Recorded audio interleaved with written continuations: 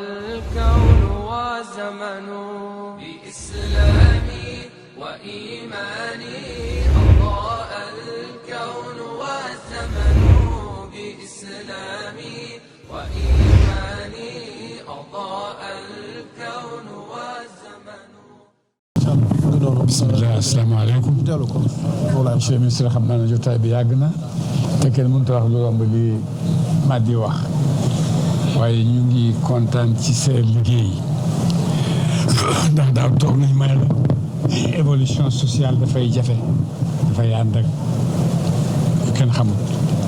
waaye yàlla baax na bi ñu ko waxee xam nga ko ba teeru ko ci xeweñ ba li mu waroon a indi ci lore yàlla baax na àggu fa.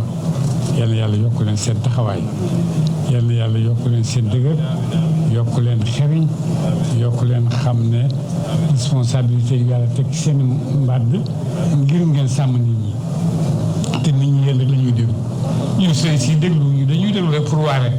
waaye nag lii doxal réew mi nag moom yéen yéen a ko représenté ci nit ñi donc ci yéen la ko nit ñi xoolee kon ñu ngi yaakaar ci yéen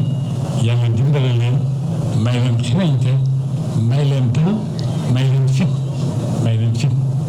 ba nga xam ne yi xew yëpp mën nañoo nekk nawleem parce que bu nekkul nawle dara da nga koy ragal waaye boo xam ne xew yëpp jafe na waaye nit laa parce que nit yàlla bind pour ñu di ko noot waaye moom mooy noot xanaa mu noot moromam waaye nit moom amul dara loo xam ne mën nga koo noot lu nekk rek mën nga koo noot boole ci doole boobu boole la ci xew boole la ci kër nga xam situation yi ñu toll xew yi rek la laaj nga def ko ba def ko vraiment comme man moo soxna si ma ne ko bu monsieur président bu monsieur le ministre nuyu ma ko ne ko maa ngi naaw xew ñam ndax jafe na jafe yoo xam ne ku nekk tiitoon na waa amutoon xewante bool jëflante bon mun naa am dëgg Sénégal ba tey mu ngi métti moo tax ñu ngi leen di ñaanal yàlla doon leen kàttan doon leen mën doon leen fit ngeen ñemee taxaw réew mi taxawaay boo xam ne intérêt Sénégal yëpp la parce que Sénégal yëpp ngeen fi nekkal ku jubani yëpp ñoom ngeen fi nekkal wante yàlla mi nga xam ne moo la dénk nit ñi nag yàlla moom itam du leen bàyyi al fukk mu jox leen lu ngeen mën a téye nit ñi ci lu nekk ci maanaa ak matière yëpp yàlla dina leen ko may pour ngeen amee ko nit ñi ñu ngi leen di gërëm bu baax ci seen ñëw fii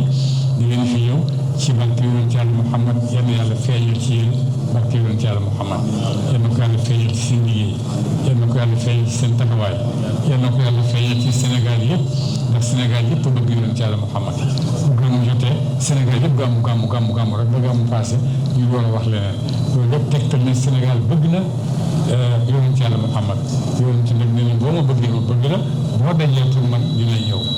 loolu yonent wax na ko bon nag ñu ngi sant yàlla bu baax a baax da nga xamee ne suñu dajee ñun ñëpp daje pour yonent ñoom suñu gouvernement ak suñu responsable ñoo ñëw bokk ko ñun ñëpp loolu moo ne leen jàmm am na mbaax am na yiw am na yal na ko yàlla yokk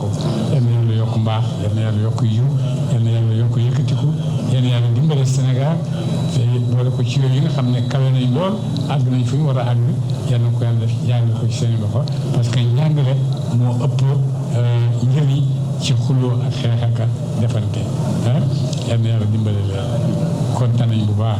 ñu ngi lay encore waxati bisimilah sa kër la sa njaboot la ñun ñëpp ñu ngi ci sa ron parce que ministre de l'intérieur ma dama ne ko demal mu ne ma déet ma ne ko ñemewu ma ministre de l'intérieur ma ne ko boo leen wax ko loolu ñu ko ñemewu ma la waaye nag soo mag moom wax naa ñëw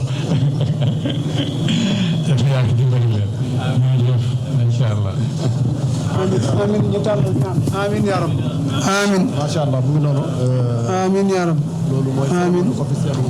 Gamou Coulibaly édition 2023 mu ngi noonu. amiin yaa rab gannaaw. amiin الكون وزمن بإسلامي وإيماني